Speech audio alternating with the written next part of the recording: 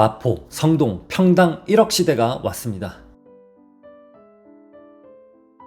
김부장 이야기 토요일, 일요일 저녁 10시 30분 JTBC에서 같이 잠옷 입고 보면 좋겠습니다. 물론 넷플릭스에도 있어요. 그리고 이 드라마는 웹툰이 원작이 아니라 소설을 원작으로 하고 있습니다. 제가 2021년에 쓴 소설을 원작으로 하고 있고요. 소설이 나오고 웹툰이 나오고 그리고 그 소설을 바탕으로 그 드라마 제작을 했거든요. 단역으로 연기까지도 합니다. 보신 분들은 알 거예요. 당황스러우셨죠? 제가 갑자기 툭 튀어나와서 드라마도 책도 재밌게 봐주시고요. 이 부동산에서 언제 사야 돼요? 지금 사도 돼요? 라고 많이들 물어보시는데 언제 사야 될지는 사실 저도 몰라요. 하락장은 갑자기 오기 때문에 저는 당장 매수하시라, 기다리시라, 이건 저도 모릅니다. 본인의 선택이에요. 언젠가 하락장이 오긴 올 거거든요. 그러면 그때 너가 집 사라고 했잖아, 너 때문에 떨어졌어, 너가 사라고 했는데 떨어졌잖아, 너 때문에 망했어, 이런 말들이 분명히 나올 텐데 모든 투자의 책임은 본인이 지는 겁니다. 단 지금 매수하시는 분들은 실거래가 대비 5천에서 1억씩 비싼 호가는 따라가시면 안 됩니다. 반드시 실거래가 확인하고 매수를 하셔야겠습니다. 반포 압구정이 아닌 그 외의 지역 서울 곳곳에서 평당 1억 아파트가 속속 등장하고 있어요. 불과 몇 년 전까지만 해도 그건 강남의 얘기지 라고 했던 숫자가 마포, 성동, 동작, 영등포, 강동 쪽까지 번지고 있습니다.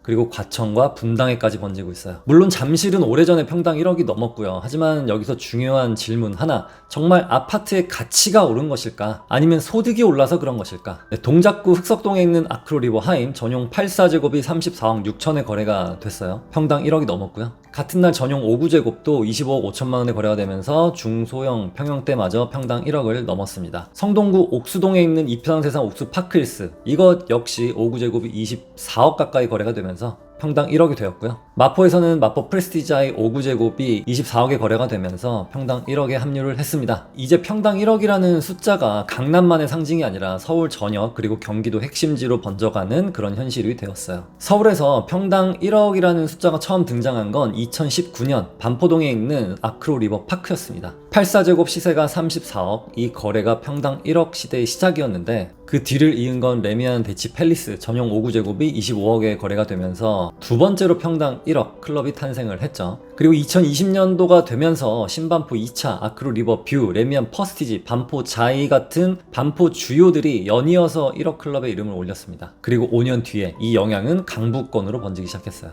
이쯤에서 한번 생각해 볼게요. 아파트의 가격이 이렇게 오른 만큼 우리의 소득도 함께 늘었느냐라고 생각해 본다면 대부분의 사람들은 아니라고 합니다. 그럼 왜 오르는 걸까요? 정답은 아파트의 가치가 올라서가 아니라 화폐의 가치가 떨어졌기 때문인데요. 화폐 가치가 떨어졌는데 왜 올라? 제가 여기서 또 이 경제학과 출신, 통계학과 출신 아니겠습니까? 이 경제학도로서 말씀드리자면 통화량이 많아졌다는 건 시중에 돈이 많이 풀렸다는 뜻이지 모두가 돈을 많이 벌었다라는 의미는 아닙니다. 돈은 새로 생겨나고 있지만 균등하게 나눠지지 않았기 때문이에요. 통화량이 늘었다는 건 시장이 돌고 있는 총량이 커졌다는 의미고요. 그 돈이 고르게 나눠졌다는 뜻이 아니라는 그런 의미입니다. 쉽게 말해서 누군가는 돈을 훨씬 더 많이 벌었고 누군가는 오히려 상대적으로 덜 벌었습니다. 2019년 대비 현재 시중 유동성, 즉 통화량은 약 30% 정도 증가했고요. 그럼 단순 계산만 해도 같은 집이라면 30%는 비싸져야 제자리인 셈인 거죠. 실질적으로 오른 게 아니라 화폐 단위가 희석되면서 가격이 커 보이는 겁니다. 이걸 경제학에서는 쉬운 말로 자산 인플레이션이라고 불러요. 물론 화폐 가치 하락으로만은 설명되지는 않습니다. 공급 부족도 중요한 요인이기도 하고요. 재건축 재개발 규제로 인해서 서울 도심권에서 신규 물량 입주이 줄었고 건설비는 올랐고, 그리고 지방에 있는 유동성들이 지금 계속 수도권으로 올라오기 때문에 지방과 수도권 간의 양극화 때문이기도 합니다. 그래서 이 수도권 부동산의 수요는 여전히 많아요. 돈의 가치가 떨어진 상황에서 희소한 자산은 더 빠르게 오를 수밖에 없겠습니다. 많은 사람들이 우리 집이 2배 올랐다 라고 말하지만 그 2배가 진짜 2배의 가치는 아니라는 겁니다. 10년 전에 10억의 가치와 지금 10억의 가치는 완전히 다르죠. 그때는 10억으로 괜찮은 거 2채 샀을 수도 있어요. 근데 지금은 한 채도 어렵죠. 숫자만 커졌을 뿐 실질적인 부는 크게 변하지 않았다라는 겁니다. 반면 자산이 없는 사람들은 물가와 전세, 월세가 오르면서 실질적인 부담이 상당히 커졌는데요.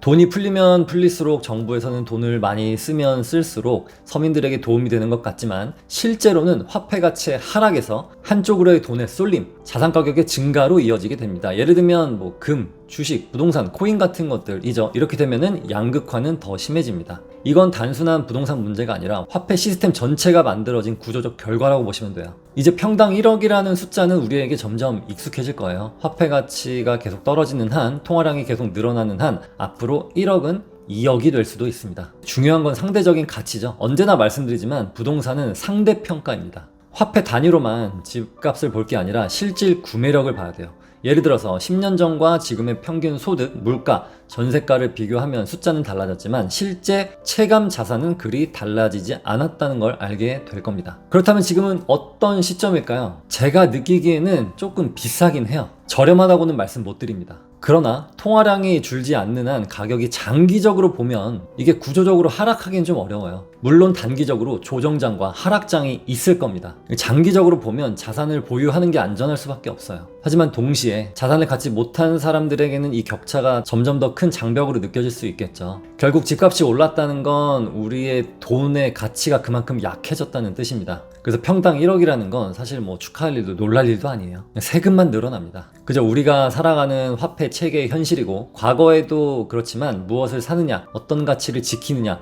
이게 더 중요한 시대가 올 것입니다. 사실 이미 왔죠. 돈의 가치가 이렇게 뚝뚝 떨어지는 세상에서 자산을 지키는 법은 우리가 어떤 판단을 하고 어떤 실행력을 갖추느냐에 따라 달려 있습니다. 하지만 누누이 말씀드립니다. 가장 좋은 재테크는 소득을 늘리는 겁니다. 이거 꼭 기억하시고요. 여러분들 성공적인 내 집 마련과 성공적인 갈아타기를 응원합니다. 오늘도 헨리 코튼과 함께 했습니다. 안녕.